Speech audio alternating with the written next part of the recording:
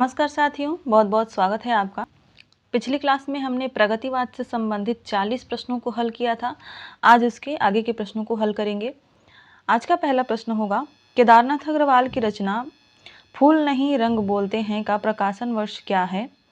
1957 ईस्वी, 1965 ईस्वी, 1970 ईस्वी या 1986 ईस्वी? केदारनाथ अग्रवाल की रचना फूल नहीं रंग बोलते हैं, आपको इसका प्रकाशन वर्ष बताना है। 1965 ईस्वी में प्रकाशित हुई थी। राइट आंसर हो जाएगा बी ऑप्शन।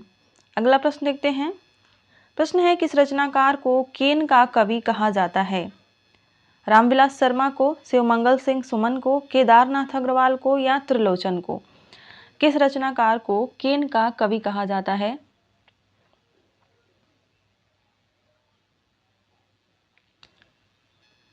सही उत्तर है केदारनाथ अग्रवाल को। इनको कहा जाता है केन का कवि, केन किनारे का कवि।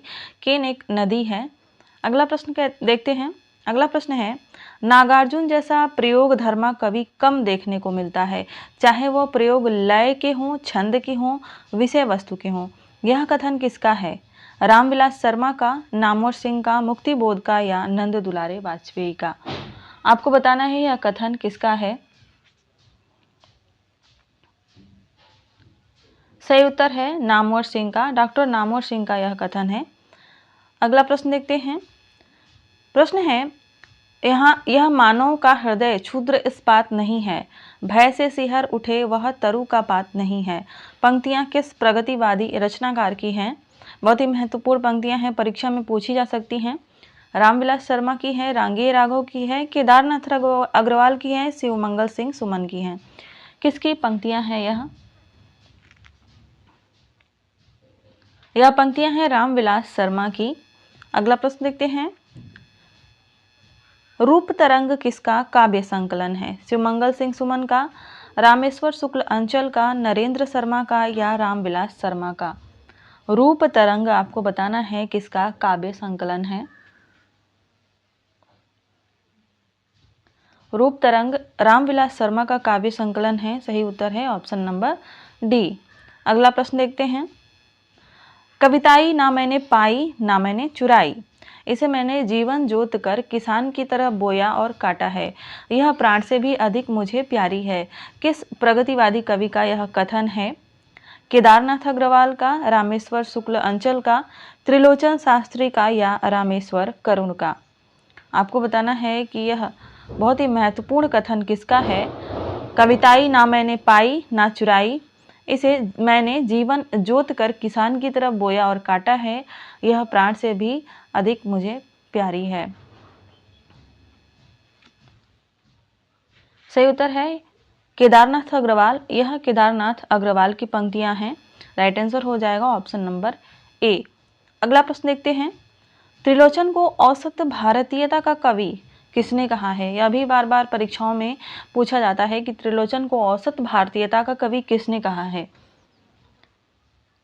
त्रिलोचन को औसत भारतीयता का कवि कहा था मलयज ने। राइट आंसर है इसका ए ऑप्शन। अगला प्रश्न देखते हैं। अगला प्रश्न है कि त्रिलोचन को अवध का किसान कवि किसने कहा है? अवध का किसान कवि अज्ञेय ने कहा है, मुक्तिबोध ने या रामविलास शर्मा ने या नामवर सिंह ने? किसने कहा है? सही उत्तर है मुक्तिबोध ने। मुक्तिबोध ने त्रिलोचन को अवध का किसान कवि कहा था। अगला प्रश्न देखते हैं।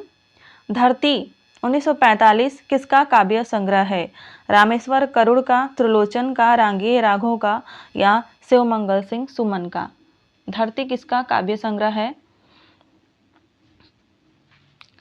सही उत्तर है इसका त्रिलोचन। त्रिलोचन का काव्य संग्रह है। अगला प्रश्न देखते हैं। प्रश्न है, त्रिलोचन को ध्वनि ग्राहक कवि किसने कहा है? ध्वनि ग्राहक कवि रामविलास शर्मा ने, मुक्तिबोध ने, डॉक्टर नगेंद्र ने या विश्वंभर मानव ने? त्रिलोचन को ध्वनि ग्राहक कवि किसने कहा है? सही उत्तर है विश्वंभर मानव ने कहा है। ऑप्शन नंबर डी इसका राइट आंसर हो जाएगा। अगला प्रश्न, त्रिलोचन की रचनाओं का सही आरोही कालानुक्रम हमें बताना है। रचनाएं हैं गुलाब और बुलबुल, दिगंत, शब्द और अर्घान, और इन्हें हमें क्रम से लगाना है। सबसे पहले समय देख लेते हैं। गुलाब और बुलबुल जो है 1956 ईस्वी में प्रकाशित हुई थी। उसके बाद बात करें दिगंत की, तो दिगंत का समय है 1957 ईस्वी। अर्घान है 1984 ईस्वी में और शब्द प्रकाशित हुआ था 1980 ईस्वी में। इस तरह से इसका राइट आंसर हो जाएगा ऑप्शन ए। अगला प्रश्न देखते हैं। अगला प्रश्न है, तुलसी और गालिब में एक सी आत्मीयता की खोज करने वाले प्रगतिवादी कवि कौन हैं? रामेश्वर करुड़, रामेश्वर शुक्ल अंचल, त्रिलोचन या शिवमंगल सिंह सुमन। तुलसी और गालिब में एक सी आत्मीयता की खोज करने वाले कवि कौन हैं? प्रगतिवादी रचनाकार कौन हैं? सही उत्तर है त्रिलोचन। अगला प्रश्न देखते हैं। शिवमंगल सिंह सुमन के किस काव्य संकलन में गांधी जी से संबंधित कविताएं हैं? विश्वास बढ़ता ही गया, पर आंखें नहीं भरी, प्रलय या कटे अंगूठे के बंधन वार। शिवमंगल सिंह सुमन की किस रचना में गांधी जी से संबंधित कविताएं हैं? सही उत्तर है पर आंखें नहीं भरी। अगला प्रश्न देखते हैं, बढ़ते हैं अगले प्रश्न की तरफ। कड़वी मीठी बातें किसका काव्य कहानी संग्रह है? त्रिलोचन का, गोपाल सिंह नेपाली का, नरेंद्र शर्मा का या केदारनाथ अग्रवाल का? कड़वी मीठी बातें किसका कहानी संग्रह है? सही उत्तर है इसका नरेंद्र शर्मा का। अगला प्रश्न देखते हैं, प्रश्न संख्या 56। लाल रूस है ढाल साथियों, सब मजदूर किसानों की, वहाँ राज्य है पंचायत का, वहाँ कहाँ बेकारी। पंक्तियाँ किस प्रगतिवादी रचनाकार की हैं? गोपाल सिंह नेपाली, नरेंद्र शर्मा, रामेश्वर करुड़ या त्रिलोचन शास्त्री। आपको बताना है यह महत्वपूर्ण पंक्तियाँ किसकी हैं। सही उत्तर है इसका नरेंद्र शर्मा। नरेंद्र शर्मा की पंक्तियाँ हैं यह। अगला प्रश्न देखते हैं। हम पंछी उन्मुक्त गगन के पिंजरबद्ध न गा पाएंगे, कनक तीलियों से टकराकर पुलकित पंख टूट जाएंगे। बहुत ही सुंदर सी यह पंक्तियां हैं। आपने यह कविता जरूर पढ़ी होगी और आपको बताना है कि यह कविता किस प्रगतिवादी कवि की है। गोपाल सिंह नेपाली की, रामेश्वर करुण की, रांगे राघव की या R.C. प्रसाद सिंह की?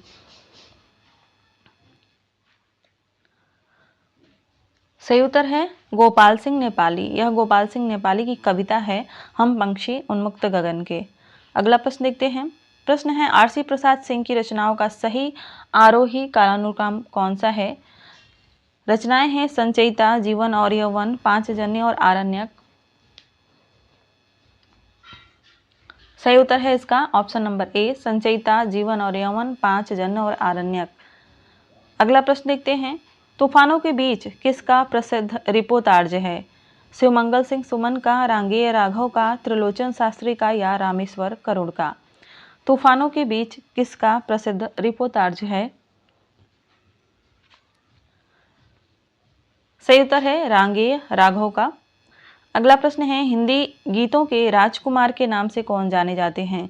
त्रिलोचन शास्त्री, गोपाल सिंह नेपाली, केदारनाथ अग्रवाल या महेंद्र भटनागर। हिंदी गीतों के राजकुमार के नाम से कौन जाने जाते हैं?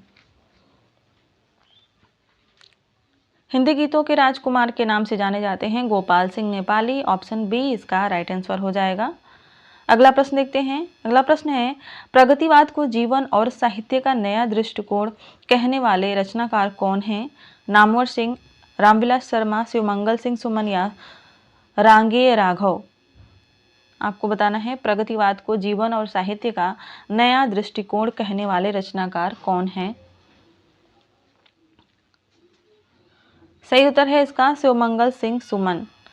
अगला प्रश्न देखते हैं। सत्य को लकवा मार गया है, वह लंबे काठ की तरह पड़ा रहता है।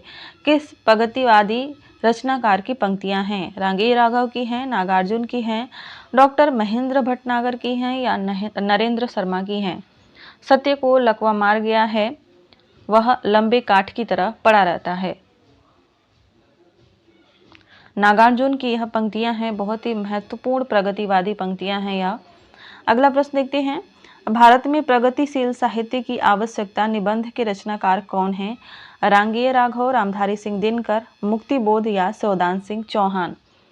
भारत में प्रगतिशील साहित्य की आवश्यकता निबंध के रचनाकार कौन हैं? यह निबंध बहुत ही प्रसिद्ध हुआ था, शिवदान सिंह चौहान का है। ऑप्शन नंबर डी सही हो जाएगा इसका। अगला प्रश्न देखते हैं। अगला प्रश्न है, प्रगतिवाद के संदर्भ में सही कथन नहीं है। ध्यान दीजिएगा, आपको नहीं है बताना है। प्रगतिवाद राजनैतिक जागरण का काव्य आंदोलन है। प्रगतिवाद शोषित पीड़ितों की मुक्ति की बात करता है। प्रगतिवाद भाषा व शिल्प के प्रति सजग है और प्रगतिवाद प्रकृति के उपयोगितामूलक सौंदर्य को महत्व देता है। सही उत्तर है इसका ऑप्शन नंबर सी, प्रगतिवाद भाषा व शिल्प के प्रति सजग नहीं था। प्रगतिवाद में गांव की भाषा में भी रचनाएं रची गई थी, खासतौर पे जब हम नागार्जुन की कविताओं को देखते हैं। अगला प्रश्न देखते हैं। प्रश्न है, मारो मारो हंसिया हिंसा और अहिंसा क्या है? किस प्रगतिवादी कवि की पंक्ति है? नागार्जुन की, रांगे राघव की, मुक्ति बोध की या केदारनाथ अग्रवाल की? मारो मारो हंसिया हिंसा और अहिंसा क्या है? यह क्रांतिकारी पंक्तियां जो हैं केदारनाथ अग्रवाल की हैं। राइट आंसर हो जाएगा ऑप्शन नंबर डी। अगला प्रश्न देखते हैं। त्रिलोचन को किस रचना के लिए 1981 में साहित्य अकादमी पुरस्कार मिला? धरती, ताप के ताए हुए दिन, गुलाब और बुलबुल, उस जनपद का कवि हूँ। 1981 में त्रिलोचन को किस रचना के लिए साहित्य अकादमी पुरस्कार मिला था? सही उत्तर है ताप के ताए हुए दिन के लिए। अगला प्रश्न देखते हैं। प्रश्न संख्या 66 है, मुक्तिबोध की रचनाओं को स्वाधीन भारत का दहकता इस्पाती दस्तावेज किसने कहा था? रामविलास शर्मा ने, शमशेर बहादुर ने, नामवर सिंह ने या रामधारी सिंह दिनकर ने? किसने कहा था मुक्तिबोध की रचनाओं को स्वाधीन भारत का दहकता इस्पाती दस्तावेज? सही उत्तर है शमशेर बहादुर सिंह ने। जो ऐसा कहेगा निश्चित रूप से वह बहादुर और शमशेर ही होगा। अगला प्रश्न देखते हैं।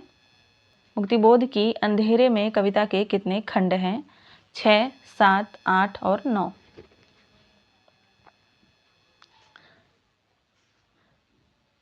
मुक्तिबोध की अंधेरे में कविता 8 खंडों में प्रकाशित हुई है, यानी इसके 8 खंड हैं। राइट आंसर हो जाएगा ऑप्शन नंबर सी। अगला प्रश्न देखते हैं। बसंती हवा, चंद्रगहना से लौटती बेर, आज नदी बिल्कुल उदास थी, किसकी कविताएं हैं? मुक्तिबोध की, केदारनाथ अग्रवाल की, रांगे राघव की या R.C. प्रसाद सिंह की? बसंती हवा, चंद्रगहना से लौटती बेर, आज नदी बिल्कुल उदास थी, केदारनाथ अग्रवाल की रचना है यह। राइट आंसर हो जाएगा बी ऑप्शन। अगला प्रश्न, नागार्जुन की कविताओं को नुक्कड़ कविता किसने कहा है? ध्यान रखिएगा, ऐसे प्रश्न परीक्षा में बहुत पूछे जाते हैं। ऑप्शन में है नामवर सिंह, डॉक्टर बच्चन सिंह, रामविलास शर्मा या नंद दुलारे वाजपेयी।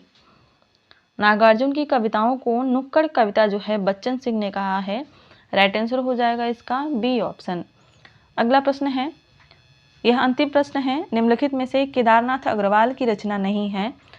समय समय पर, पंख और पतवार, माझी न बजाओ बंसी और हजार हजार बाहों वाली। केदारनाथ अग्रवाल की रचना इसमें से कौन सी नहीं है? सही उत्तर है हजार हजार बाहों वाली। कमेंट में बताइए कि हजार हजार बाहों वाली किसकी रचना है। इस क्लास में बस इतना ही देखेंगे, मिलते हैं अगली क्लास में। तब तक अपनी पढ़ाई मेहनत से कीजिए। धन्यवाद।